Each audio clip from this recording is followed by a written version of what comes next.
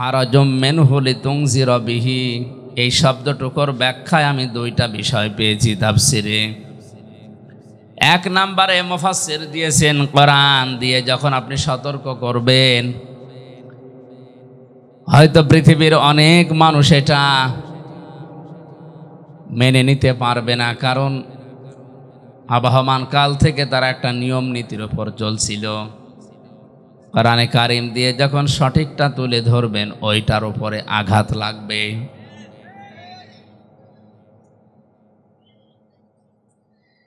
আঘাত লাগার কারণে সেই মানুষগুলো বিরোধিতা করবে। এতদিন সেই মানুষেরা আপনাকে চাকরি দিত, বেতন দিত, ভাতা বাড়িয়ে দিত, আপনার হাদিয়াত ফালাকাত, তারা আজ এই কথাগুলো শোনার পরে ওগুলো বন্ধ করে দিতে পারে। এইটা বাস্তব পৃথিবীতে এখন হচ্ছে না। কোরআনের সঠিক কথাগুলো তুলে ধরলে অনেক মানুষ যারা মানধাত আমল থেকে চলে আসছে, যুগ যুগ ধরে যারা নিয়ম নীতি ইসলাম মনে করে পালন করছে, তারা মনে করবে এটা তো নতুন ইসলাম, এ তো কোনোদিন শোনেনি। আগে পড়তো আলিফ বে তে সে, পড়তো না আগে। এখন সত্য করে যদি বলেন আলিফ বা তা সা, এ আবার কি নিয়ম বানিয়েছে হুজুরা, নতুন নতুন ইসলাম বানায়, এটা কি নতুন ইসলাম? এটাই সঠিকটা।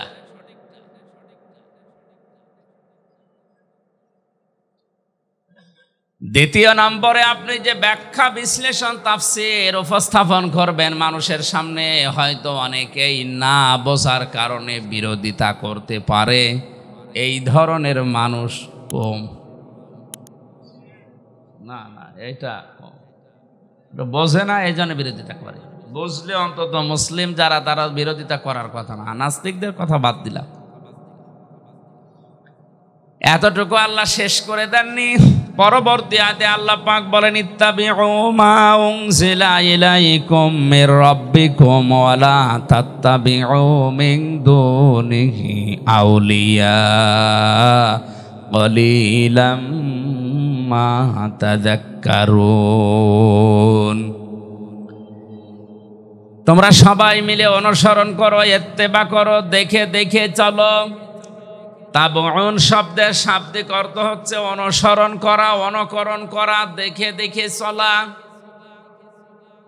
তোমাদের প্রতি তোমাদের রবের পক্ষ থেকে যেটা নাজিল হয়েছে সেইটা দেখে দেখে তোমরা চলো। ঈদগাহবাসী আমরা সবাই জানি আমাদের রবের পক্ষ থেকে যেটা আমাদের ওপরে এসেছে তার নাম এক বাক্যে বলেন কি? বলেন।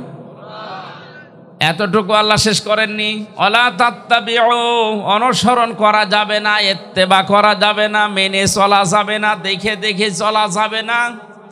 মিন দুনিহি আউলিয়া, দুনিয়ার কোন ওলি, আল্লাহ অলির বহুবচন আউলিয়া, কোন অলির অনুসরণ দরকার নেই। এরকম বাংলা ব্যাখ্যা শোনার পরে মনে হচ্ছে আল্লাহ মনে হয় অলিদের বিরুদ্ধে। আল্লাহ অলিদের বিরুদ্ধে? অথচ কোরআনে সূরা ইউনূসের ভেতরে আছে ৬২ নম্বর আয়াতে, আলা ইন্না আউলিয়া আল্লাহি লা খাউফুন আলাইহিম ওয়ালা হুম ইয়াহজানুন। সাবধান, জেনে রাখো আমি আল্লাহর ওলি যারা, বন্ধু যারা, তাদের কোনো ভয়ও নেই, চিন্তাও নেই। জোরে বলেন আল্লাহু আকবার। এই আয়াতের সাথে আয়াতের মিলছে না। অথচ কোরআনে কারিমে আল্লাহ এমন কোন কথা দেয়নি যে একটার সাথে আর একটা কন্ট্রাডিকশন বাঁধবে, মিলবে না, এমন কোন কথা কোরআনে নেই। ওয়ালাউ কানা মিন ইনদি গায়রিল্লাহি লাওয়াজাদু ফীহি ইখতিলাফান কাসীরা। হে নবী, আপনি কোরআনে এমন কোন কথা পাবেন না যে একটার সাথে আর একটা মেলে না। অথচ এই আয়াতে বললেন ওলিরা আমার বন্ধু, আর এই আয়াতে বলছেন তোমরা ওলিদেরকে অনুসরণ করবা না। কথাটা কেমন হয়ে যাচ্ছে? ব্যাখ্যায় তাফসিরে মুফাসসিরিনে কিরাম লিখেছেন আল্লাহ পাক ওলিদের অনুসরণ করতে এখানে সব ওলির কথা আউলিয়া যেহেতু বহু বচন, কোনো ওলির অনুসরণ দরকার নেই। এই জন্যে বলেছেন আল্লাহ যেহেতু ভবিষ্যৎ জানে না, জানে না? বলেন বলেন বলেন। আল্লাহ পাক খুব ভালোভাবে জানেন ভবিষ্যতে এমন বান্দা দুনিয়াতে আসবে, ওরা আমি আল্লাহর চাইতে ওদের আব্বাকে বড় মনে করবে। আজ যেটা বাংলাদেশে সবচাইতে বেশি, আল্লাহর আলোচনা শোনাবেন না, আব্বার কথা বলেন খুব খুশি, সে যে আব্বা যে ধরনের হোক। অনেকে আল্লাহর চাইতে আব্বাকে বাবাকে বড় মনে করবে, এই জন্য আল্লাহ আগে সতর্ক করার জন্য নিষেধ করলেন। কালিলাম মা তাযাক্কারুন। আফসোস, আল্লাহর এই আলোচনা থেকে উপদেশ গ্রহণ করবে খুব কম মানুষ। আমরা যেন ওই কম মানুষের ভেতরেও থাকতে পারি, জোরে বলেন আমিন। সূরা নাহলের এই 90 নম্বর আয়াতে আল্লাহ পাক 6টা বিষয় আলোচনা করেছেন, 3টা আদেশ আর 3টা নিষেধ। আল্লাহর আদেশ মানাও ফরজ, নিষেধ মানাও বলেন না কেন? 6টা ফরজ এই আয়াতে আছে।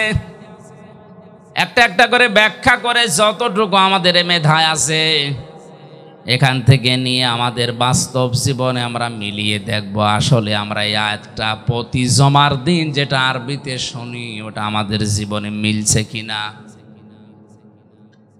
আল্লাহ পাক বলেন, ইন্নাল্লাহা ইয়া'মুরু বিল আদলি ওয়াল ইহসানি ওয়া ইতাইযিল কুরবা।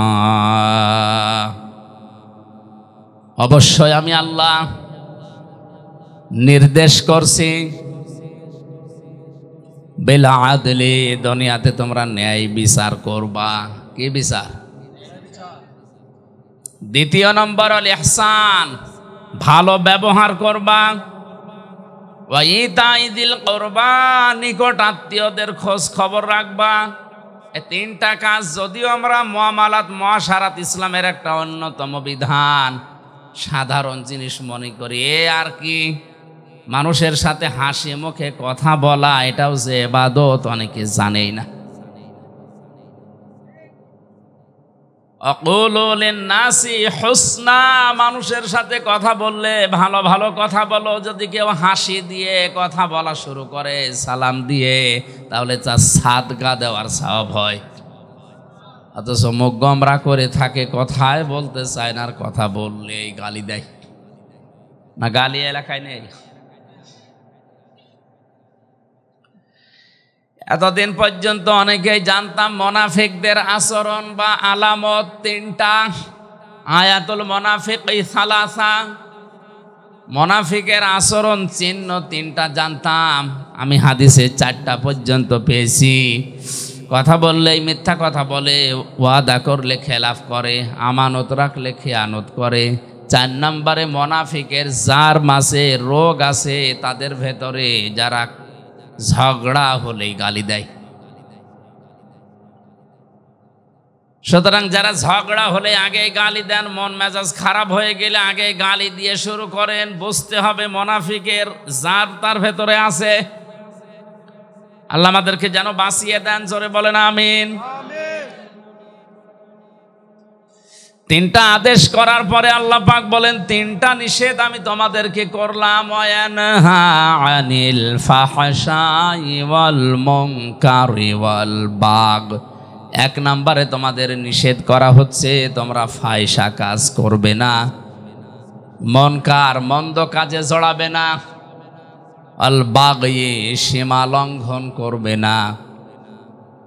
আল্লাহ পাক বলেন 3টা আদেশ 3টা নিষেধ করার পরে ইয়াইযুকুম লাআল্লাকুম তাযাক্কারুন, এই ওয়াজগুলো আমি আল্লাহ নিজে তোমাদের করলাম। এই ওয়াজ কার? বলেন বলেন। ওয়াজ আমির হামজা করে না, ওয়াজ সরাসরি করছে আল্লাহ নিজে, আমি অ্যাডভার্টাইজ করছি শুধু। সুতরাং বাংলাদেশে যারা ওয়াজ বিরোধী, যারা তাফসির বিরোধী, ওরা সরাসরি আল্লাহ বিরোধী।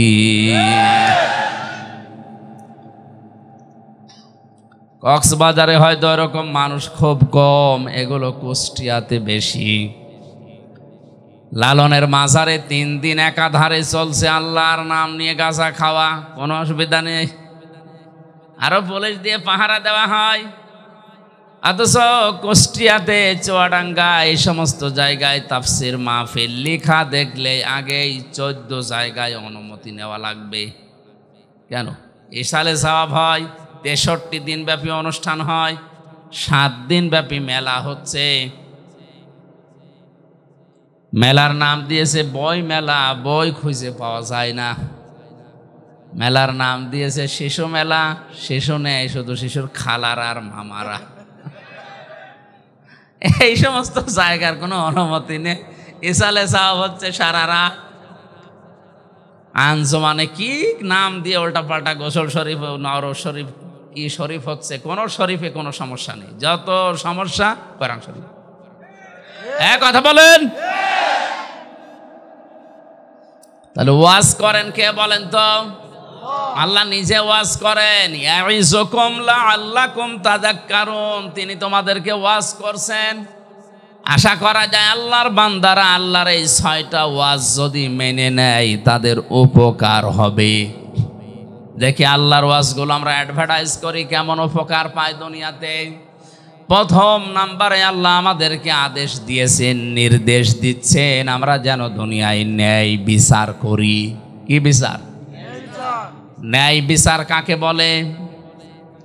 আইন দাল্লাম আদল, মামান আল আদাল, লগাতানা সারহান। আদল কত প্রকার, কি কি? তাফসিরে আমি পেয়েছি আদল প্রধানত 3 প্রকার। কয় প্রকার?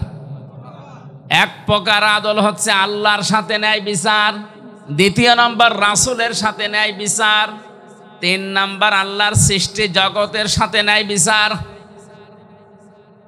আল্লাহর সাথে ন্যায় বিচার কি? কোরআনে আল্লাহর শরীয়তের বিধান দিয়েছেন 500 কত? জেলখানায় থাকাকালীন সৌদি আরবের একজন লেখক, ওনার আরবিতে লেখা, বাংলায় ভাষান্তর করা জনাব নূর হোসেন মজিদ নামে এক ভদ্রলোক করেছে বাংলায়। ওখানে আল্লাহর অঙ্গীকার আল কোরআনে 500। আমি বইটা প্রায় 8-9 বার এই 3 বছরে পড়েছি, আমার প্রায় মুখস্থ হয়ে গেছে। আমি দেখেছি ওখানে আল্লাহর 500 আয়াত আছে কোরআনের শরীয়তের বিধান, যেটা আল্লাহর অঙ্গীকার। এগুলো যদি কোনো মানুষ বাস্তবে মেনে নেয়, সে যেন আল্লাহর সাথে ন্যায় বিচার করলো। তার ভেতরে আজকের এই আয়াতে আছে 6টা। কয়টা আমার ভাইরা? তাহলে আল্লাহর সাথে আদল, আজকের এই 6টা বিধানও যদি আমরা অন্তত বাস্তবে মিলাতে পারি, তাও কিছুটা হলো আল্লাহর সাথে ন্যায় বিচার হবে। দেখি সামনে যাই। 2 নম্বর ন্যায় বিচার রাসূলের সাথে। বিশ্ব নবী মুহাম্মদুর রাসূলুল্লাহর 40 থেকে 63 এই 23টা বছরে তিনি যা করেছিলেন, ওইটা আপনার প্র্যাকটিক্যাল লাইফে মেনে নেওয়ার নাম ন্যায় বিচার। হ্যাঁ, এখন অনেকে বলতে পারে আমি কিন্তু প্রথম 1 থেকে 40 পর্যন্ত মানি। কোরআন হাদিসে 1 থেকে 40 পর্যন্ত আপনি যদি নবীজিকে না মানেন, আপনি জাহান্নামে যাবেন, এমন কথা আমি পাইনি। কিন্তু 40 থেকে 63 এই 23 বছরের একদিনও যদি আপনি না মানেন, আপনার খবর আছে। কথাগুলো বোঝার চেষ্টা করেন। আজ বাংলাদেশ সহ বিশ্বে 2 রকম ইসলাম পালন করার পেছনে কারণ এই 2টা। নবুয়তের আগে 23 বছর, নবুয়তের পরে 23 বছর। লাকাদ কানা লাকুম ফি রাসূলিল্লাহি উসওয়াতুন হাসানা লিমান কানা ইয়ারজুল্লাহা ওয়াল ইয়াউমাল আখির ওয়া যাকারাল্লাহা কাসীরা। জোরে বলেন আল্লাহু আকবার। আলেম যারা আছেন তাদেরকে একটু খেয়াল করার জন্য বলছি। আল্লাহ গ্যারান্টি দিয়ে আয়াত শুরু করেছেন, লাকাদ কানা লাকুম ফি রাসূলিল্লাহি, অবশ্যই তোমাদের জীবনের জন্য সর্বোত্তম আদর্শ লুকিয়ে রেখেছি আমি রাসূলুল্লাহর জীবনে। কার জীবনে? আল্লাহ পাক কি আমাদের নবীজির নাম জানেন না? বলেন বলেন। তিনি তো আব্দুল্লাহ ইবনে মুহাম্মদ ছিলেন 1 থেকে 40 বছর পর্যন্ত, এইটা তার নাম ছিল। এর আগে হয়তো মানুষ তাকে সাদিক বলে ডাকতো, আল আমিন বলে ডাকতো, কিন্তু রাসূলুল্লাহ কেউ বলতো না। তিনি রাসূলুল্লাহ হয়েছিলেন, নবুয়ত পেয়েছিলেন, নবী হয়েছিলেন কত বছর বয়সে? বলেন বলেন। তাহলে 1 থেকে 40 বছর পর্যন্ত তিনি ছিলেন মুহাম্মদ ইবনে আব্দুল্লাহ।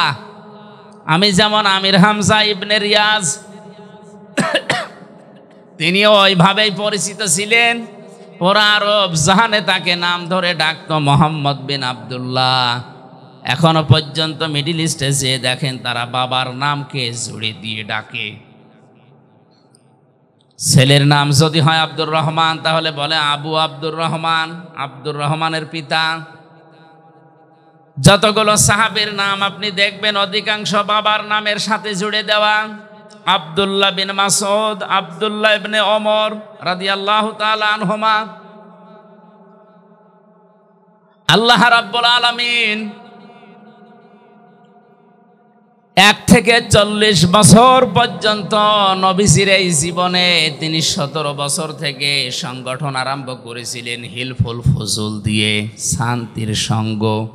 এখান থেকে 40, এই 23 বছরে তিনি সামাজিক রাজনৈতিকভাবে বিভিন্ন কর্মকাণ্ড তিনি আঞ্জাম দিয়েছিলেন পরিবারে আর সমাজে। একটা শত্রু পুরা আরব জাহানে তার ছিল না। সিরাত ইবনে হিশাম বলছে, আর রাহিকুল মাখতুমিয়াও আছে, একটা শত্রু তার ছিল না। সবাই তাকে অধিকাংশই নামের পরিবর্তে বলতো আল আমিন যাচ্ছে, আর সাদিক যাচ্ছে। যখনই তিনি 40 বছর বয়সে কোরআনে কারিম পেলেন, নবুয়ত পেলেন, নবী হয়ে গেলেন, এখন তার নাম আর মুহাম্মদ ইবনে আব্দুল্লাহ নেই, এখন হয়ে গেছেন তিনি রাসূলুল্লাহ। আগের 23 বছরে একটা শত্রু যার নেই, পরের 23 বছরে 82 বার তাকে ডাইরেক্ট হত্যা করার জন্য ইহুদিরা চেষ্টা চালিয়েছে। মানুষ তো একই আছে, আগেও যা ছিল পরেও তাই, শুধু নাম পাল্টিয়ে হয়েছে মুহাম্মদ ইবনে আব্দুল্লাহর জায়গায় রাসূলুল্লাহ। এই কথা বলেন।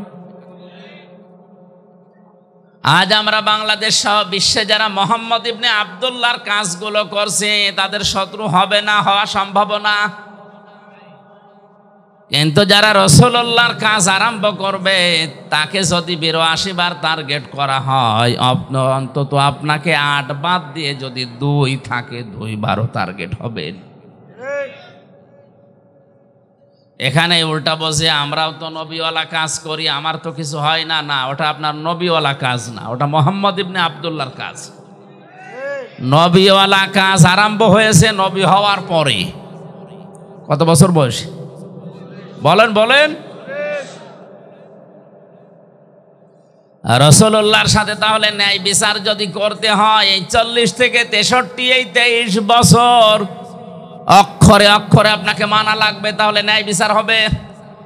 3 নম্বরে ন্যায় বিচার সৃষ্টি জগতের সাথে, তার মানে সর্বোত্তম সৃষ্টি যারা মানুষ। লাকাদ খলাকনাল ইনসানা ফি আহসানি তাকওয়িম। পৃথিবীতে যত সৃষ্টি আমি বানিয়েছি সবচাইতে উত্তম এবং সুন্দরভাবে বানিয়েছি আমি মানুষকে। মানুষ আল্লাহর সবচাইতে সর্বোত্তম সৃষ্টি, সবচাইতে দামি সৃষ্টি। ওয়ালাকাদ কাররামনা বানি আদম, বনি আদমকে আমি সম্মান দিয়েছি। পৃথিবীতে ন্যায় বিচার করা লাগবে আল্লাহর এই মানুষের উপরে। অথচ এই ন্যায় বিচারটা এখন দিন দিন উঠে যাচ্ছে। জোর যার মুল্লুক তার, জোর যার মুল্লুক তার, ক্ষমতা যার রায় তার, ক্ষমতা যার রায় তার। এই কারণে আমি 3 বছর ভেতরে, এটা যদি না হতো তাহলে এতদিন আমারে বেকার এই ছোট্ট ঠুনকো মামলা নিয়ে 3 বছর থাকা লাগতো না। ক্ষমতা যার, বলেন বলেন, রায় তার, ক্ষমতা যার রায় তার। এইটা ছিল মিশরের বাদশাহ আজিজ মেসরের জামানায়। হযরতে ইউসুফ নবীকে বাজার থেকে কিনে তার স্ত্রীর কাছে একজন দিয়ে গেল, স্ত্রীকে উপহার দিল। আস্তে আস্তে তিনি যৌবন পেলেন। হযরতে ইউসুফ নবী আলাইহিস সালাম যখন বড় হতে লাগলেন, জুলাইখা নামে আমি ঘটনা বলার উদ্দেশ্য না, আমার এখান থেকে শিক্ষা বের করা একটা উদ্দেশ্য। খুব খেয়াল করেন, আল্লাহ রাব্বুল আলামিন বলেন, আকালাল্লাযী ইশতারাহু মিন মিসর লিমারাতিহি আকরিমি মাসাওয়াহু আসা আইয়ানফা'না আও নাত্তাখিযাহু ওয়ালাদা।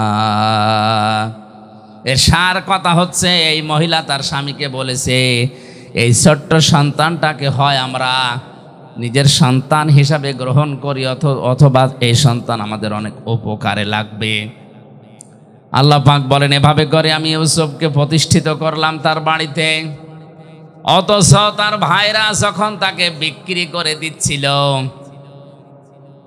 সে সময় প্রায় 3টা কথা তার নামে তহমত লাগিয়েছিল। 1 নম্বরে বলেছে, আমাদের এটা গোলাম, বাড়ি থেকে চুরি করে পালিয়ে যায়, এই জন্য আমরা বিক্রি করে দিচ্ছি। 2 নম্বরে বলেছিল, এ গোলামের চরিত্র ভালো না। 3 নম্বরে বলেছিল, এ গোলাম আমাদের অনেক কিছু চুরি করে পালাচ্ছিল। ইউসুফ নবীর চরিত্রের বিরুদ্ধে যে 3টা কথা তার ভাইরা বলেছিল, একটাও সত্য। অথচ হযরতে ইউসুফ ওই সময় ছোট মানুষ, 12 বছর বয়স, কিচ্ছু বলেন নাই, খালি শুনছিলেন আমার ভাইরা বলছে কি। আজও পৃথিবীতে অনেক জায়গায় এমন আছে, আমাদের বিরুদ্ধে যে কথাগুলো বলা হয়, শুধু শোনা ছাড়া প্রতিবাদ করার কোনো জায়গাও আমাদের নেই। বাস্তবের দিকে তাকান, ধরে নিয়ে যাচ্ছে পুলিশ, মামলার আয়ু পুলিশ, ম্যাজিস্ট্রেট ওদের, বিচারক ওদের, জজ ওদের। মামলায় যা যা লিখেছে সব ওরা নিজেরাই লিখেছে। আপনাকে বলবে এখানে সই করে দেন, আপনি যদি সই নাও করেন, এমন কায়দায় সই করে নেবে মনে হচ্ছে যে আপনারই সই। সব কিছুই ওদের। আপনি নীরব দর্শকের ভূমিকা পালন করে শুধু দাঁড়িয়ে থাকবেন আর দেখবেন ইউসুফ নবীর মতো, আল্লাহ আমি এখন করব কি, কিচ্ছু করার নেই আমার। যদি আমি একটু উসবিস করি, তাহলে এই যে ক্রেতা চলে যাওয়ার পরে আমার ভাইরা 12-11 জন আমারে ছাড়বে না, মেরে ফেলবে। আর যদি আমি কিছু না বলি, কিচ্ছু না বলে যদি চুপ করে থাকি, অন্তত এখান থেকে এই ক্রেতা আমাকে নিয়ে যে দেশে যাবে, জীবন বাঁচানো অন্তত যাবে। আমি যদিও বিক্রি হয়ে যাচ্ছি, আজ বিশেষ করে বাংলাদেশ সহ বিশ্বের বহু জায়গায় আলেম এবং মুসলমানেরা ঠিক নবী ইউসুফের মতো অসহায় অবস্থায় আছে। আল্লাহ রাব্বুল আলামিন বলেন, অনুরিদু আন্নামুন্না আলাল্লাযীনা ইসতাযইফু ফিল আরদি ওয়া নাজআলাহুম আইম্মাতাও ওয়া নাজআলাহুমুল ওয়ারিসিন। সূরা কাসাসের 5 নম্বর আয়াতে আছে, ফেরাউন চেয়েছিল এই পৃথিবীর ময়দান থেকে একটা মাত্র দলকে ধ্বংস করে বিদায় করে দিতে পারলে আমার সবকিছু টিকে থাকবে। ওই দেশে বিভিন্ন দল বিদলে মানুষদেরকে বিভক্ত করে দিত। আজও আমাদের এক জায়গায় অনেকেই হতে দিতে চাচ্ছে না। ছোটখাটো বিষয় নিয়ে দল বিদলে বিভক্ত করে আমাদেরকে ফেরাউনের মতো আলাদা আলাদা করে শক্তি হারিয়ে ফেলছে। ফেরাউন চেয়েছিল এরা যদি সব এক হয়ে যায় তাহলে আমার রাজত্ব টিকবে না। এই জন্যে ছোটখাটো বিষয় নিয়ে মতভেদ তৈরি করে আলাদা আলাদা দল বানিয়ে, ওই সমস্ত কোন দলের ওপরে ফেরাউনের টার্গেট ছিল না, শুধুমাত্র একটা দলকে টার্গেট করেছিল, সেটা হবে মুসা আলাইহিস সালামের দল। আজও বিশ্বের অনেক জায়গাতে আপনি তাকান, যে বিষয় শরীয়তে মরণের পরে কবরে ওই বিষয়ের প্রশ্ন হবে না, এরকম বিষয় নতুন করে সামনে এনে উনি আলাদা দল বানিয়েছে। উনি আল্লাহু আকবার বলে হাত বাঁধে বুকে, উনি আলাদা। অথচ মরণের পরে আপনাকে আল্লাহ কিন্তু জিজ্ঞাসা করবে না, হাত কোথায় বাদ দিস বলবে? আপনি যদি শুধু আল্লাহু আকবার বলে হাত ছেড়িয়ে দেন তাও অসুবিধা নেই, হাত যদি বুকে বাঁধেন তাও অসুবিধা নেই, যদি নাভিতে বাঁধেন তাও অসুবিধা নেই, যেখানে সেখানে বাঁধলেই নামাজ হবে, ছেড়ে দিলেও সমস্যা না। ইমাম আহমদ ইবনে হাম্বল রহমতুল্লাহ আলাইহে তার মাযহাব যারা মেনে চলে তারা দেখেছি সৌদি আরবে কাবা শরীফে মসজিদে নববীতে আল্লাহু আকবার বলার পরে হাত ছেড়ে দিয়ে দাঁড়িয়ে আছে। আমি প্রথমে জানতাম না। কাবা শরীফে নামাজ পড়তে গিয়ে যদি আল্লাহু আকবার বলে হাত ছেড়ে দাঁড়িয়ে আছে, আমি মনে করছি ওর মনে নেই, খালি গোতা মারছে।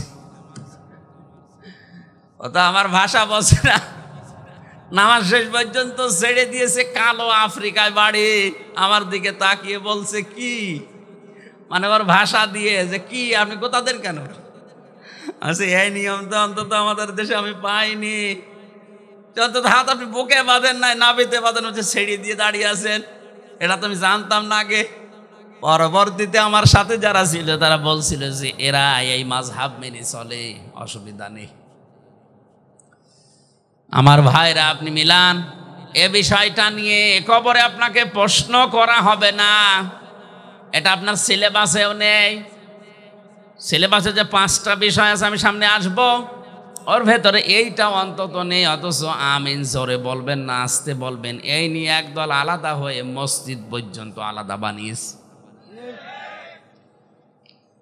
এটা ইহুদি খ্রিস্টান বাদ দিলাম, অনেক নামধারী মুসলমান মুনাফিকেরা সূক্ষ্ম ষড়যন্ত্র করে এই ছোটখাটো জিনিস দিয়ে আমাদের আলাদা আলাদা করে আমাদের শক্তি হারিয়ে ফেলেছে।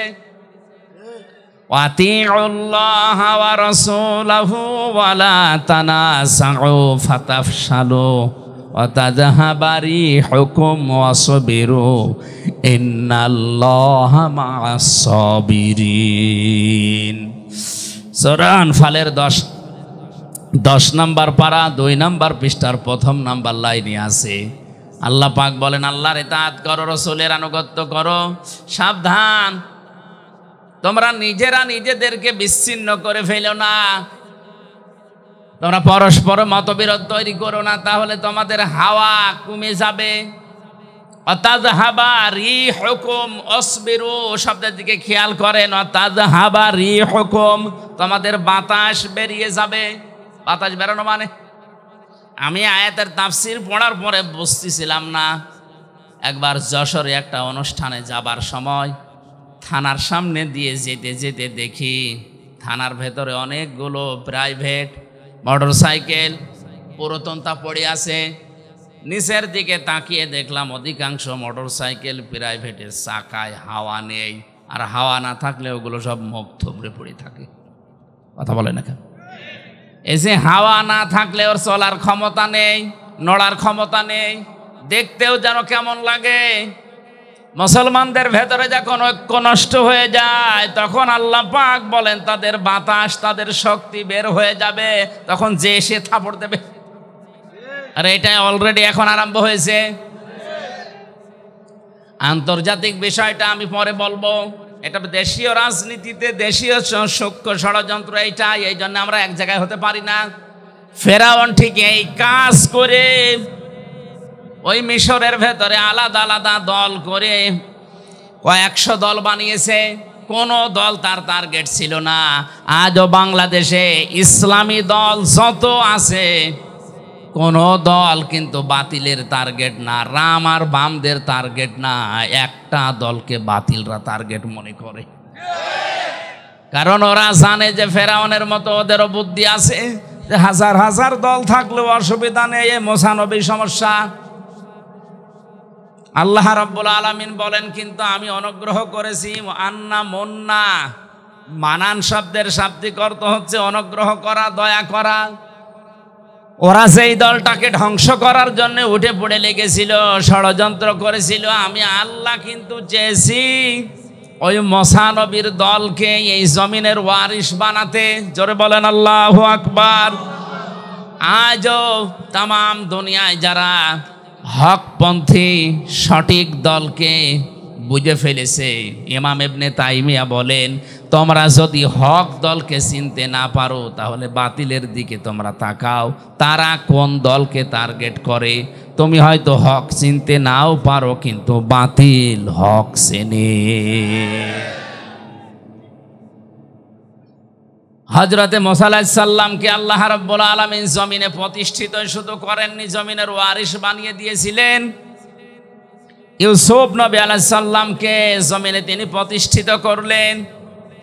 ওরা চেয়েছিল এখান থেকে বিক্রি করে তাকে শেষ করে দেবে। আল্লাহ পাক বলেন না, ওয়ালিনুআল্লিমাহু মিন তা'ওয়িলিল আহাদিস আল্লাহু গালিবুন আলা আমরিহি ওয়ালাকিন্না আকসারান নাসি লা ইয়ালামুন।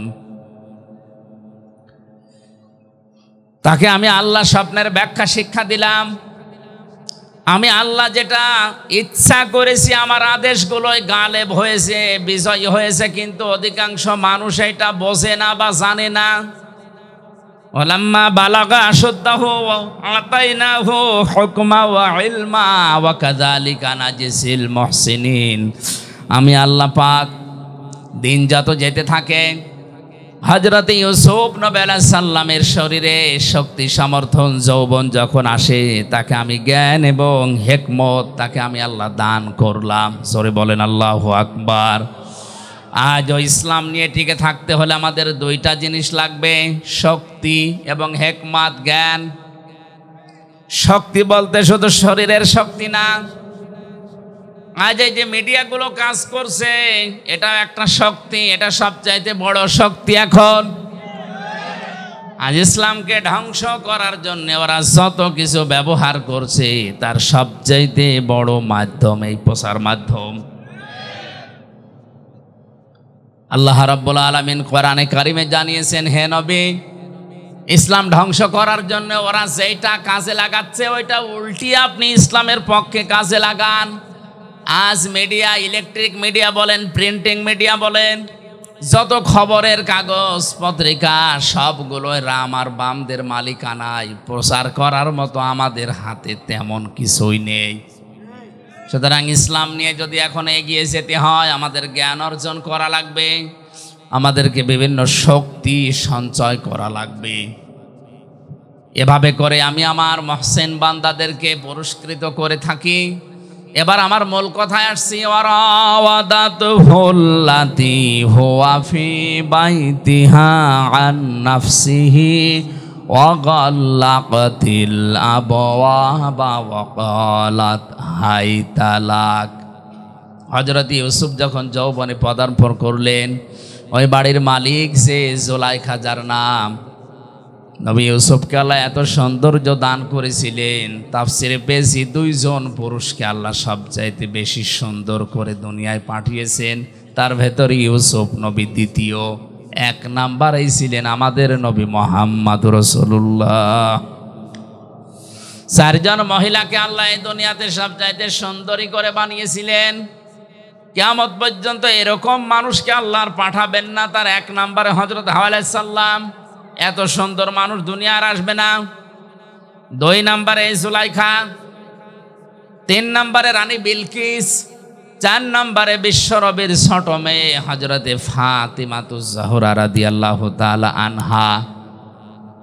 এই যে দুই নাম্বারে যার নাম বললাম জুলাইখা, এও ছিল বিশ্ব সুন্দরী ওই সময়।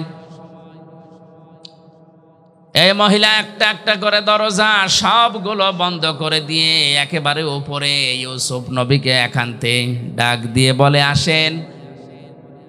হযরত ইউসুফ নবী আলাইহিস সালাম যেখানে ছিলেন পরিবেশ তার কন্ট্রোলে ছিল, কারণ 7টা দরজায় বন্ধ। কয়টা? আমি ঘটনা বলবো, এই জন্য আয়াত পড়িনি, আমি একটা শিক্ষা দিতে চাই। ইউসুফ নবী যেখানে ছিলেন সব তার পক্ষে ছিল, এমনকি কাজের যে মহিলাটা, জুলাইখার যে কাজের মেয়ে লোকটা, যে বাদী, যে দাসী, যে কাজ করে দিত, সেই মহিলাও এই কাজের পক্ষে, অসুবিধা নেই। মহিলা ডাক দিচ্ছে, ওয়াকালাত হাই তালাক, আসেন আমার দিকে। হযরত ইউসুফ আলাইহিস সালাম বললেন, ইন্নী আখাফুল্লাহ, আমি আল্লাহকে ভয় পাই। ক্বালা মাআযাল্লাহি ইন্নাহু রাব্বি আহসানা মাসওয়ায়া ইন্নাহু লা ইফলিহুজ জালিমুন। একটু খেয়াল করেন, হযরত ইউসুফ নবী বললেন, আমি আল্লাহর সাহায্য চাই। জুলাইখা ডাক দিয়ে বলছে, আল্লাহর সাহায্য তো আমিও চাই। এখানে আপনি যেটা করবেন কেউ জানতে পারবে না, কেউ দেখতেও পারবে না। আপনি মনে মনে করছেন আমার দেবতা দেখছে, এই যে দেবতার মাথার উপরে আমি কাপড় দিয়ে দিলাম, আর দেখতে পারবে না। ইউসুফ নবী ওই সময় বলেছিলেন, আল্লাহর বান্দি, এই মাটির মূর্তিগুলো কাপড় দিয়ে হয়তো ঢাকা যায়, কিন্তু আমি এমন একজন সত্তার ইবাদত করি যার মুখ, যার চোখ কখনো কাপড় দিয়ে বন্ধ করা যায় না।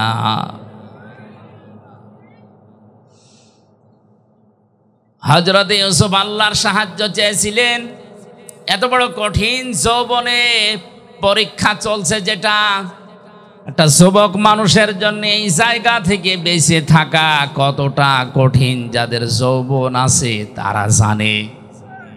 হযরত ইউসুফ নবী কঠিন মুহূর্তে তিনি আল্লাহর সাহায্য চাই কথা বলেছিলেন কেন? অথচ তার পরবর্তীতে আল্লাহ পাক বলেন, লাকাদ হাম্মাত বিহি ওয়া হাম্মা বিহা লাউলা বুরহানা রাব্বি। এমন একটা পরিবেশ তার কোন অনুকূলে ছিল। তিনি একজন নবী, নবীদের শরীরে এমনিতেই যৌবন বেশি। সাধারণ মানুষের চাইতে নবীদের শরীরে যৌবন কমপক্ষে 27 গুণ বেশি থাকে। কত? আল্লাহর নবীর এই ডান হাতে এই দুনিয়ার 100 মানুষের শরীরে যে শক্তি আছে তার ডান হাতে এই শক্তি ছিল। নবীদের যৌবনও বেশি, তাদের শক্তিও বেশি, পরিবেশে কন্ট্রোলে। যেমন তেমন মহিলা না, বিশ্ব সুন্দরী। আল্লাহ রাব্বুল আলামিন বলেন, হযরতে ইউসুফও কিন্তু মানুষ হিসাবে রাজি হয়ে গিয়েছিলেন, আর ওই মহিলা তো আগেই রাজি। এই আয়াতের কথা যা বলছি ঠিক আছে? হ্যাঁ, আমি যে বললাম লাকাদ হাম্মাত বিহি ওয়া হাম্মা বিহা, ইউসুফ নবীও রাজি, জুলাইখাও রাজি, ঠিক আছে? বাংলা অর্থ তো এটাই হয়, লাকাদ হাম্মাত বিহি ওয়া হাম্মা বিহা। ইউসুফ নবীও রাজি ছিলেন, জুলাইখাও রাজি আছে। বাংলা অর্থ এরকমই আছে, কিন্তু এটা যদি করে শেষ করে দেন আপনার ঈমান থাকবে? নবীর উপর একটা তহমত চলে যাচ্ছে না? আল্লাহ পাক বলেন, লাউলা বুরহানা রাব্বি, যদি আমার, হযরত ইউসুফ বলেন, যদি আমার রব আমাকে কিছু দলিল, কিছু বুরহান, কিছু প্রমাণ সামনে না দিতেন, তাহলে আমিও ঝুঁকে পড়েছিলাম। কারণ মানুষ হিসাবে আমার ভেতরও যৌবন আছে, শয়তান তো বসে নেই। জেলখানার এই জীবনে মামুনুল হক সাহেব ছিলেন আমার পাশের রুমে। মানুষ হিসাবে মাঝে মাঝে আমাদের হতাশা আসে, কিন্তু কোরআনে কারিমের সমস্ত আয়াতগুলো যখনই পড়তাম, অর্থ ব্যাখ্যা বিশ্লেষণ নিয়ে আলোচনা করতাম, তখন আবার স্বাভাবিক হয়ে যেতাম না। আমাদের মালিক আছেন, তিনি আমাদের ছাড়বেন না। কারণ আমি তো জেনা করে আসিনি, আমি তো মানুষ খুন করে আসিনি, আমি তো টাকা পাচার করে আসিনি। কোরআনে কারিমের সূরা মায়েদার 67 নম্বর আয়াত আমি যেই দিন পড়েছি, ওই দিন থেকেই কোরআনে কারিম যতটুকু বুঝি, যতটুকু জানি, আমি সাফ করে পরিষ্কার করে প্রচার করার চেষ্টা চালাচ্ছি সেই 12 সাল থেকে।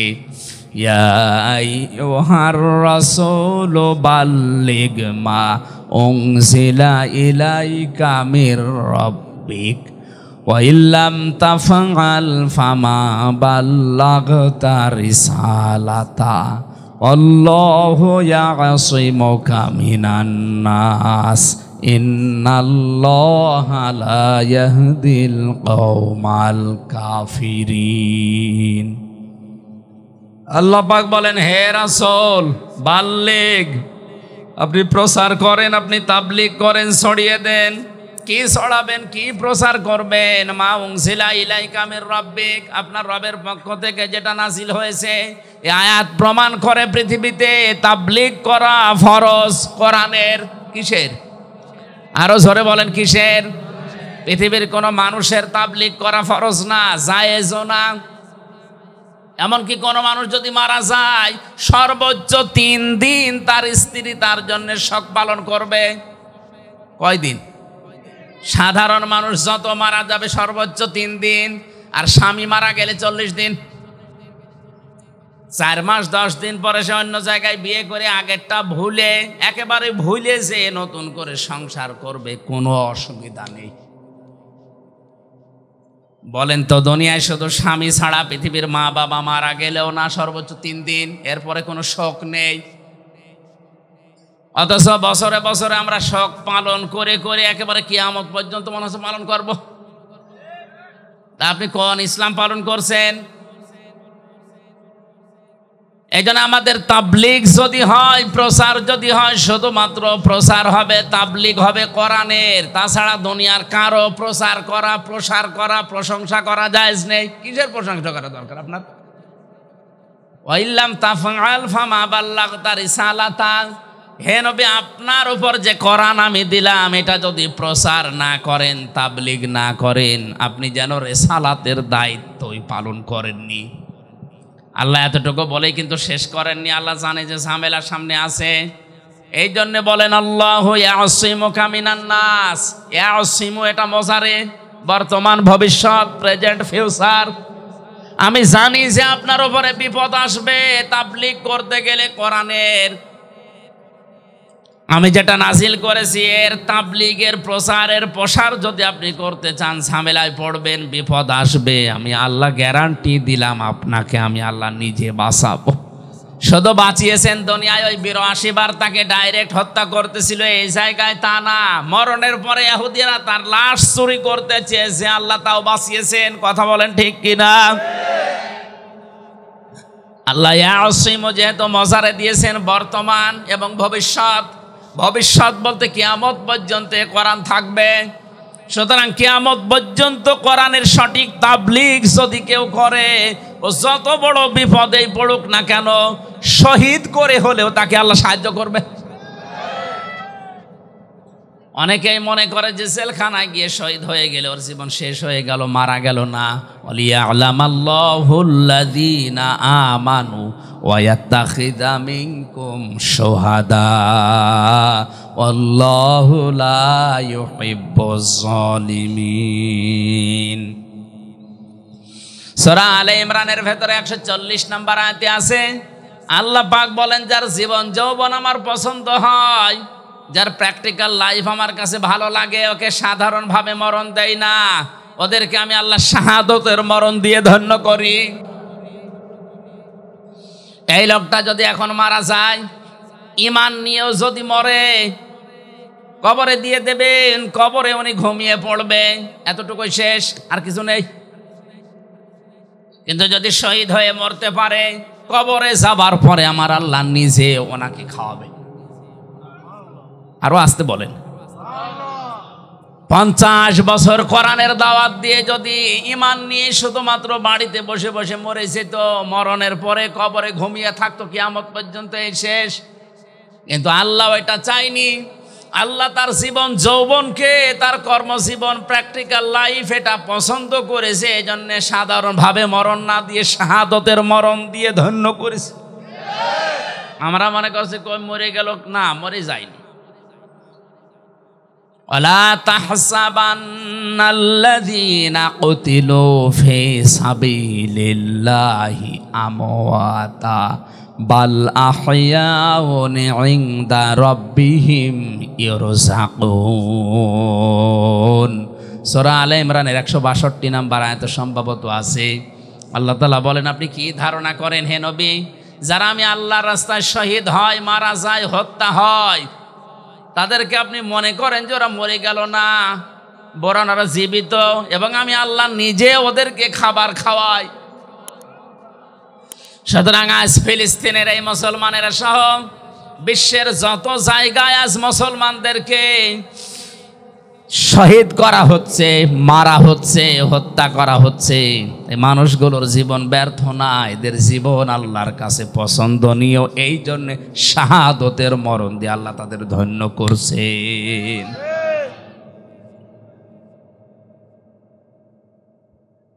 এজন্য বোরহান দলিল যদি আল্লাহ রাব্বুল আলামিন মানুষকে না দেখায়, তার মনের ভেতরে শান্তি প্রশান্তি আসা সম্ভব না।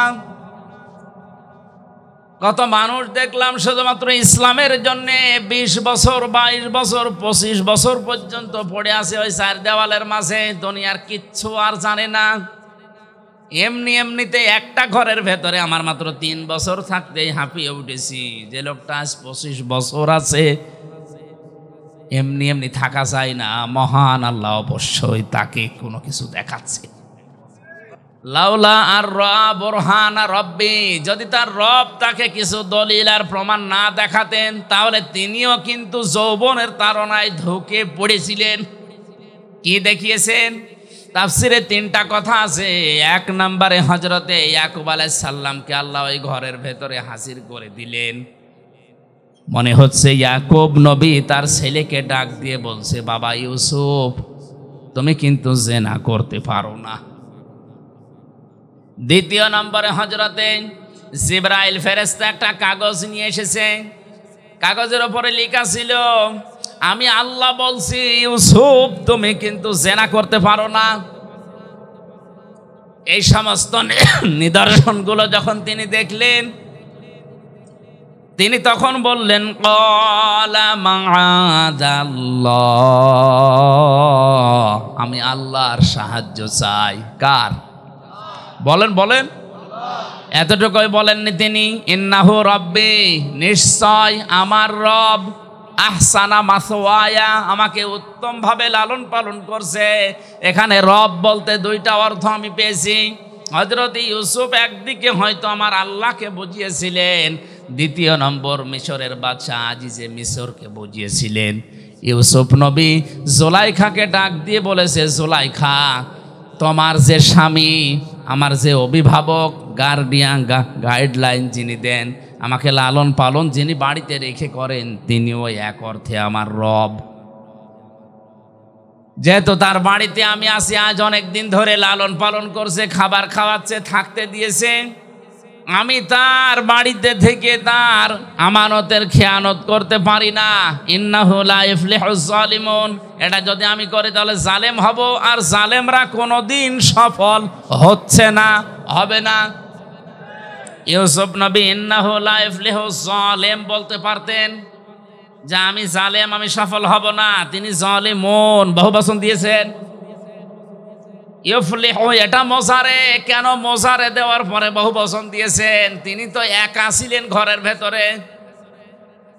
মুফাসসিরিন ইকরাম তাফসিরে কাবীরের ভেতরে আল্লামা ফখরউদ্দিন রাজি লিখেছেন, হযরত ইউসুফ নবী আলাইহিস সালাম যে কথাটা বলেছিলেন আল্লাহর এত বেশি পছন্দ হয়েছিল, ওই সময় কিয়ামত পর্যন্ত যারা নফসের ওপরে, পরিবারের ওপরে, সমাজের ওপরে, দেশের ওপরে, মানুষের ওপরে জুলুম করবে, এই জালেমদেরকে আল্লাহ দৃষ্টান্ত হিসাবে আয়াত কোরআনে নাজিল করে দিয়েছেন। জালেমদেরকে আল্লাহ জানাতে চেয়েছেন, জালেমরা তোমরা যা করো না কেন, তোমরা কিন্তু সফল হতে পারছো না, পারবা না।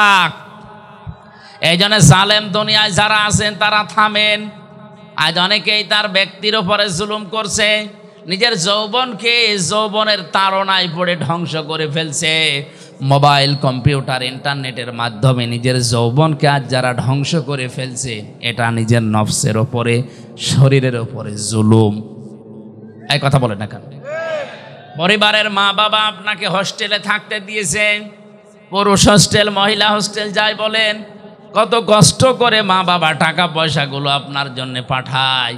আপনি ওইটা নিয়ে ওয়াইফাই লাইন নিয়েছেন, ইন্টারনেট নিয়ে লেখাপড়া বাদ দিয়ে সারাদিন উলঙ্গ নাচ দেখতেছেন, এটা নফসের ওপরে জুলুম। এই জালেম যদি কেউ হয়ে যায়, সে সফল হতে জীবনেও পারবে না। আল্লাহ রাব্বুল আলামিন বলেন, কাযালিকা লিনাসরিফা আনহু আস-সাওয়া ওয়াল ফাহশা ইন্নাহু মিন ইবাদিনাল মুখলাসিন।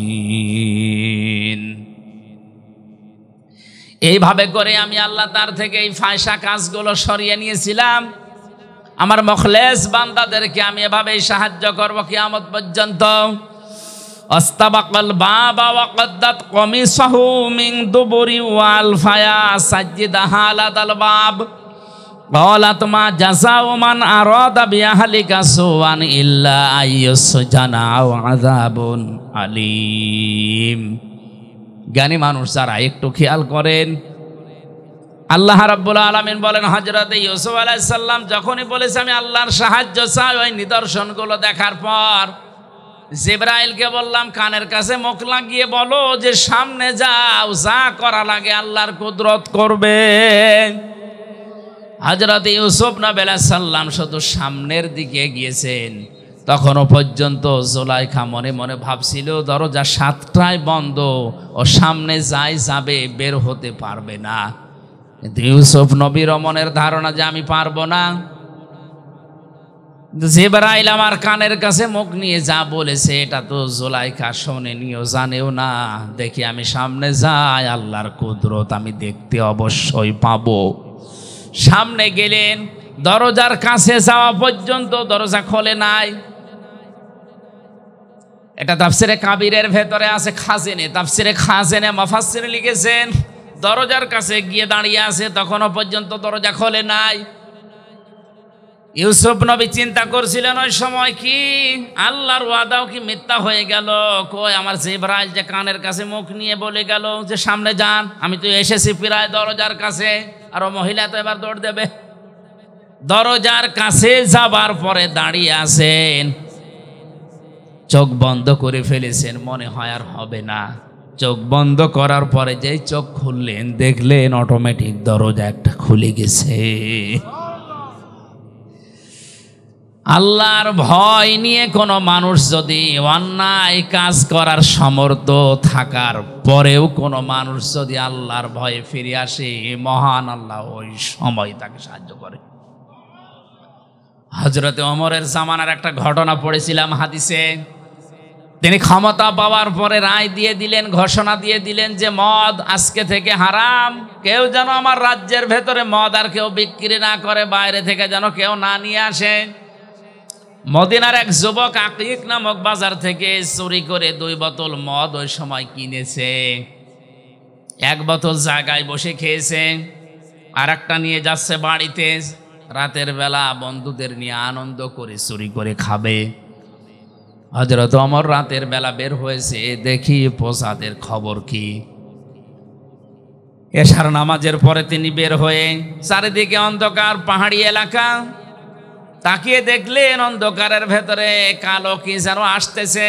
কাছে যত যায় তত স্পষ্ট হয়। কাছে গিয়ে দেখলেন একটা মানুষ।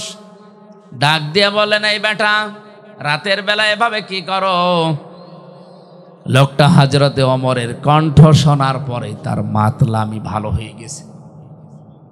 কারণ হযরত ওমর যে রাস্তা দিয়ে যেত, শয়তান পর্যন্ত রাস্তায় আসতে ভয় পেত। লোকটা ছিল মাতাল। হযরত ওমরের কণ্ঠ যাই শুনেছে, এই বেটা রাতের বেলা কি করো? ওর মাতলামি গেছে ভালো হয়ে। ডাক দিয়ে বলে, খলিফা আমার বোনের বাড়ি যাচ্ছি। বোনের বাড়ি যাবে, তে হাতে কি?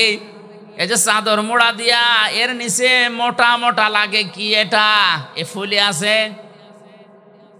ও মনের অশান্তে মুখ দিয়ে বের হয়ে গেছে, এটা দুধের বোতল মা দিয়েছে, বোনের বাড়িতে নিয়ে যাচ্ছি। হযরত ওমর সঙ্গে সঙ্গে বললেন, দেখি তোর দুধের বোতল দেখা কেমন। লোকটা চিন্তা করছে, মিথ্যা কথা তো বলেই ফেলেছি। 1 বোতল খেয়েছিলাম, আর 1 বোতল নিয়ে যাচ্ছিলাম। এই কঠিন মুহূর্তে যদি চাদরটা তুলে এই বোতলটা হাতে দেওয়ার সঙ্গে সঙ্গে এই মিথ্যা বলার অপরাধে আমরা মেরে ফেলবে। এখনো পর্যন্ত বিশ্বাস হয়নি আমার চাদরের নিচে কি আছে, ও তো জানে মদ। ওই সময় আল্লাহকে ডাক দিয়ে বলেছে মনে মনে, রব্বুল আলামিন আজকের এই কঠিন অবস্থায় তুমি যদি ওমরের হাত থেকে আমারে বাঁচিয়ে দিতে পারো, তোমার নামে শপথ করে বলছি জীবনে আর কোনোদিন আমি মদ খাবো না। হযরত ওমর হাত বাড়িয়েছে, লোকটাও চাদর খুলে দিচ্ছে। ওর তো মনে মনে আছে যে এটা মদেরই বোতল। চাদর ওসা করে যখন ওনার হাতে দিয়েছে, হযরতে ওমর হাতে নিয়ে দেখলেন গরম দুধ। ডাক দিয়ে বলে, আল্লাহর বান্দা, এই নাও, চলে যাও। লোকটাকে যখন বলে এই নাও, চলে যাও, ও আর চায় না, জায়গায় দাঁড়িয়ে আছে। হযরত ওমর জিজ্ঞাসা করে, কি যাও না কেন? লোকটা বোতল ফেলে দিয়ে বলে, খলিফাতুল মুসলিমিন, আমি কিন্তু সত্যি মদ খেয়েছিলাম, আর এক বোতল নিয়ে যাচ্ছিলাম বন্ধুদের নিয়ে খাবো। আপনি যখন চাইলেন আমিও দেওয়ার জন্য রেডি। ওই সময় মনে মনে আল্লাহকে একটা ডাক দিয়েছিলাম, রব্বুল আলামিন, তোমাকে ভয় করেই বলছি, আজকে যদি ওমরের হাত থেকে তুমি আমারে বাঁচিয়ে দিতে পারো, জীবনে আর মদ খাবো না। যে আল্লাহ আমার সেকেন্ডের ভেতরে মনের কথা শুনে মদের বোতলকে দুধের বোতলে পরিণত করে দিয়ে আপনার হাত থেকে বাঁচিয়ে দিতে পারে, সত্যি আল্লাহর নামে আমি যেটা কসম করেছিলাম ওটা ঠিক রাখবো, জীবনে আর কোনো দিন আমি আর মদ খাবো না। এই জন্য মন থেকে ভয় করে যদি কোনো মানুষ সঠিক সিদ্ধান্ত নিয়ে ফিরে আসতে পারে অন্যায় কাজ থেকে, ওই সময় থেকে আল্লাহ তাকে সাহায্য করবেন। হযরত ইউসুফ নবী ঠিক এই মুহূর্তে দরজার সামনে দাঁড়িয়ে চোখ বন্ধ করে উনি মনে করছিলেন, কই জিবরাইল যেটা বললো মেলে না। চোখ খুলে দেখে মিলে গেছে। সামনের দিকে এগিয়ে যাচ্ছিলেন। জুলাইখা চিন্তা করছে, কই ধরা গেল না। পেছন দিক থেকে জামা টেনে ধরেছিলেন। হযরত ইউসুফ নবীর শরীরের শক্তি ছিল না। বলেন বলেন, কয়জনের নাম বললাম? 27 জন যুবকের শরীরের শক্তি ছিল কমপক্ষে। এক একজন নবীদের শরীরের ভেতরে একটা মহিলা টান দিয়েছে পেছন দিক থেকে। তিনি এমন জোরে হ্যাঁচকা টান দিয়ে সামনের দিকে এগিয়েছে, 7টা দরজায় তো খুলতে আরম্ভ করেছে। মহিলার হাতেও শক্তি কম ছিল না, কারণ সেও তো রাজার স্ত্রী। ভালো ভালো খাওয়ার শরীর, জামা ছিঁড়ে গেছে, তারপরও ধরতে পারে নাই। একেবারে শেষ দরজায় যাবার পরে দেখে বাদশাহ দাঁড়িয়ে আছে, আজিজ মেসের। ডাকতে বলে, ইউসুফ এ কি অবস্থা? ইউসুফ নবী কথা বলতে যাবে তার আগেই জুলাইখা ডাক দিয়ে বলে, বাদশাহ আপনি বাড়িতে নেই, এই সুযোগে আপনার এই গোলাম আপনার স্ত্রীর বেডরুম পর্যন্ত এসে দেখেন কি অবস্থা করেছে। হযরত ইউসুফ নবী বললেন, না, এ দোষ আমার না, আপনার স্ত্রীর দোষ।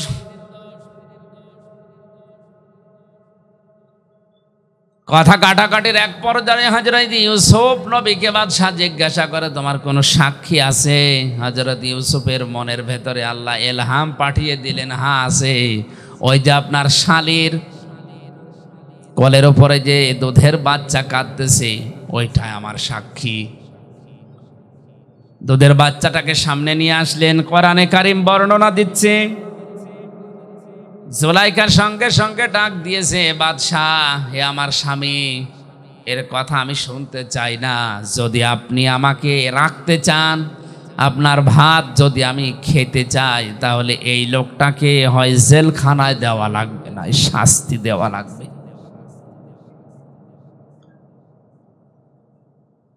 হযরত ইউসুফ আলাইহিস সালাম ছোট্ট এ বাচ্চার দিকে তাকিয়ে ইশারা করলেন, তোমার যা জানা আছে বলো দেখি। বাচ্চা ওর কি জানা আছে?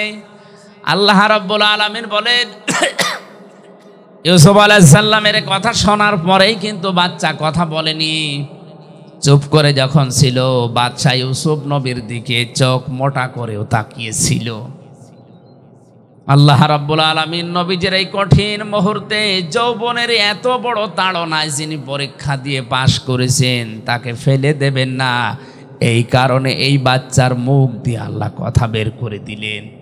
বাচ্চা ডাক দিয়ে বলে, বাদশাহ এই পুরুষের জামার সামনের দিকে যদি ছেঁড়া থাকে তাহলে এই পুরুষের দোষ, যদি এই পুরুষের পেছনের দিকে ছেঁড়া থাকে জামা, তাহলে আপনার স্ত্রীর দোষ।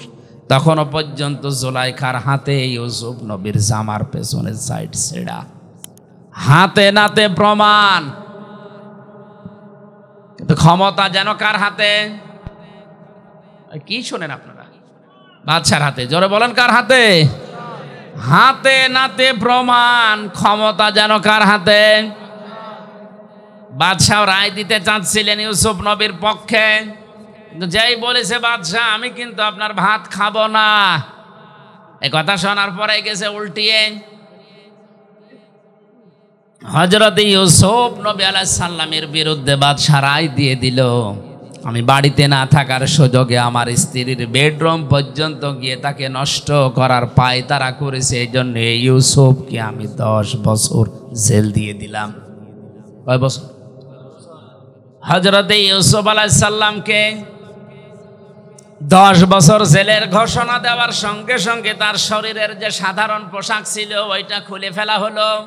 জেলখানার কয়েদিদের পোশাকটাকে পরানো হচ্ছে, জেলখানার কয়েদিদের যে ডান্ডা বেড়ি তারে দেওয়া হচ্ছে, মাজায় শিকল দিয়ে জেলখানার কয়েদিদের যে টুপি তার মাথায় দিয়ে টানতে টানতে নিয়ে যাচ্ছে। হযরত ইউসুফ নবী আলাইহিস সালাম ওই সময় আকাশের দিকে তাকিয়ে বলেছিলেন, রব্বুল আলামিন তুমি তো জানো আমি জিনা করিনি, তুমি তো জানো আমি ধর্ষক না, আমি মানুষের বাড়ি ঘরে আগুন লাগাইনি, এরপরেও বিনা কারণে ক্ষমতা যার রায় তার, ক্ষমতা যার রায় তার, এ কারণে আমার 10 বছর জেল দিয়ে দিল। আমার কোনো দুঃখ নেই, এদের এই অবৈধ কাজে সাড়া দেওয়ার চাইতে জেলখানার জীবন আমার কাছে উত্তম। জোরে বলেন আল্লাহু আকবার।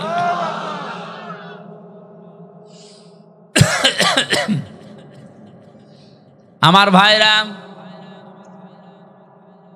হাজার হাজার বছর আগে হযরত ইউসুফ আলাইহিস সালাম যেটা বলেছিলেন, আজও পৃথিবীতে আনাচে কানাচে অনেক মানুষ ঠিক এই কথাই বলছে।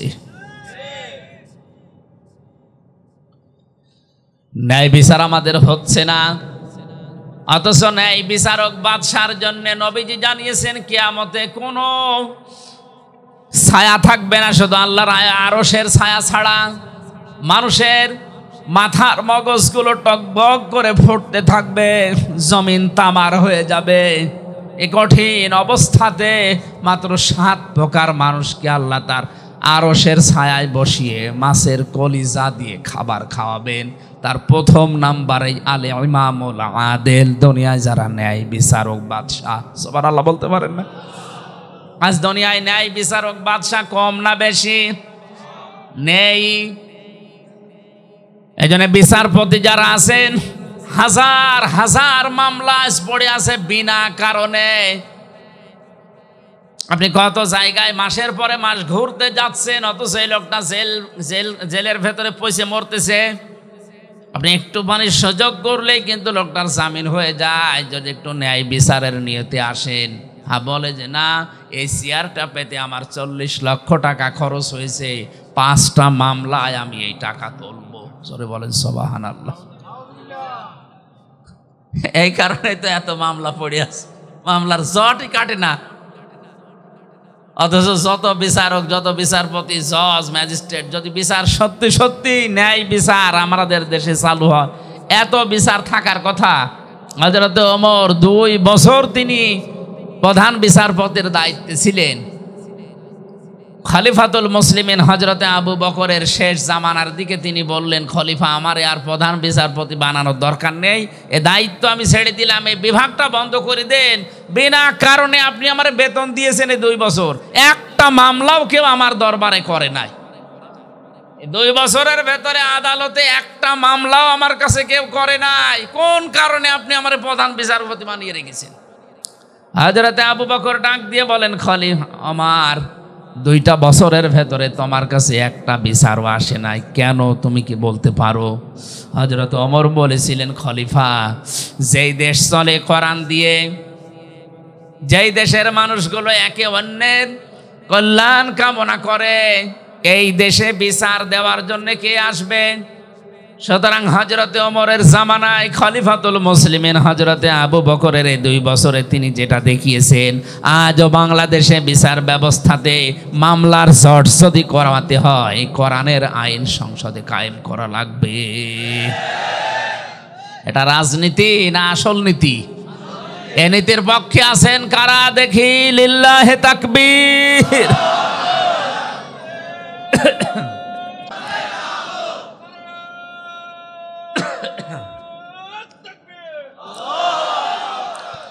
এই জন্য ন্যায় বিচার এটা প্রতিষ্ঠিত যদি হয়, সবাই আমরা বাস্তব থাক। সম্মানিত ভাইরা, এক একটা পয়েন্টের ভেতরে হাজার হাজার কথা লুকিয়ে আছে। আমার শরীরের যে অবস্থা, যা গলার যে অবস্থা, কথা একটু জোরে বললেই কাশি হচ্ছে। আর একটা অনুষ্ঠান ছিল মাগরিবের পরে, ওইটা করতে গিয়ে আরো ঝামেলায় পড়ে গেছি। 3 বছর একাধারে কি খেয়েছি আমি জানি আর আল্লাহ জানে। কারণ এমন অবস্থায় আমাদেরকে রেখেছিল, আপনারা অনেকে শুনেছেন, ফাঁসির কন্ডেম সেলের ভেতরে খাবার দাবারের যে অবস্থা, ভেতরের কল কবজা আর সেরকম নেই, খালে ওপরে খোসা পড়ে আছে। এটা স্বাভাবিক হতে কিছুদিন সময় লাগবে। আস্তে আস্তে সুস্থ হই, সামনে আবার আসবো ইনশাল্লাহ, কথা বলবো নাকি। যে গরু দিয়ে মানুষ চাষ করে খাবে, গরুই যদি মরে যায় তো কি চাষ করবেন? আমি অন্তত বেঁচে থাকি নাকি মরে যাব? আমার বুকেও ব্যথা করছে, কণ্ঠের অবস্থাও দেখছেন ভালো না, আর সফর হয়ে গেছে অনেকক্ষণ, অনেক বেশি। আমি খুব সামারাইজ করে এই 6টা পয়েন্ট শেষ করে দিচ্ছি। আল ইহসান, আল্লাহ বলেন ভালো ব্যবহার করবা। ভালো ব্যবহার 7 প্রকার মানুষের সাথে করার আদেশ আছে আল্লাহর।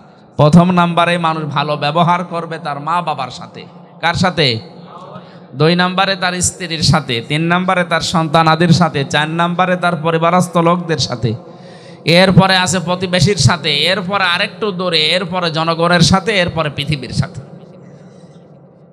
3 নম্বরে আল্লাহ বলেন ওয়াইতাইদিল কুরবা, নিকট আত্মীয় স্বজনের খোঁজ খবর রাখবা। দুনিয়া আপনি যাদেরই খবর রাখেন, সবচাইতে বেশি খোঁজ রাখা লাগবে রক্তের সম্পর্ক যাদের সাথে আছে তাদের। অথচ আজ এই কাজটা, এই নির্দেশটা আমরা অনেকেই আমাদের সামাজিক জীবনে মানতে পারছি না। ধর্ম বোন পাতিয়েছে, প্রতি বছরে 5 বার করে যায়। নিজের আপন বোন, রক্তের সম্পর্ক বছরেও 1 বার যায় না, এমন মানুষ দুনিয়ায় নেই। ওয়ানহা আনিল ফাহশাই ওয়াল মুনকারি ওয়াল বাগয়, আল্লাহ বলেন আমি নিষেধ করলাম কোনো অশ্লীল কাজে জড়াবে না। প্রকাশ্য পাপের চাইতে গোপন পাপ আল্লাহর কাছে ঘৃণিত। সুতরাং মোবাইল দিয়ে, কম্পিউটার দিয়ে, ইন্টারনেটের মাধ্যমে আজ যারা গোপন পাপে লিপ্ত হয়েছেন, আল্লাহর নির্দেশ এখান থেকে সরে আসেন। সাইফুল্লাহ ভাই, আল্লাযীনা ইত্তাখাযু দীনাহুম লাহওয়া ওয়া লাইবা আয়াতের ব্যাখ্যা করে সময় পাননি। আপনারা সূরা আরাফের এই 151-52 নাম্বার আয়াতগুলো একটু দেখে নেবেন। এরপরে মনকার, অন্যায় কোনো কাজে আমরা জড়াবো না। দুধে পানি দেওয়া এটা ভালো কাজ না অন্যায় কাজ? এরকম যত রকমের ধোঁকাবাজি আছে ব্যবসা বাণিজ্যে, এগুলো থেকে বিরত থাকা লাগবে। আল বাগী, আল্লাহর সীমা লঙ্ঘন করা যাবে না। যে যে সীমানা আছে ওখানে গিয়ে থেমে যাওয়া লাগবে। আল্লাহ বলেন এই ওয়াজগুলো আমি আল্লাহ করলাম, যদি মেনে নাও তোমাদের উপকার হবে। আল্লাহ আমাদেরকে এই 6টা ওয়াজ বাস্তব জীবনে মেনে চলার তৌফিক দিন। আমিন। বারাকাল্লাহু লানা ওয়া লাকুম ফিল কুরআনিল আযীম।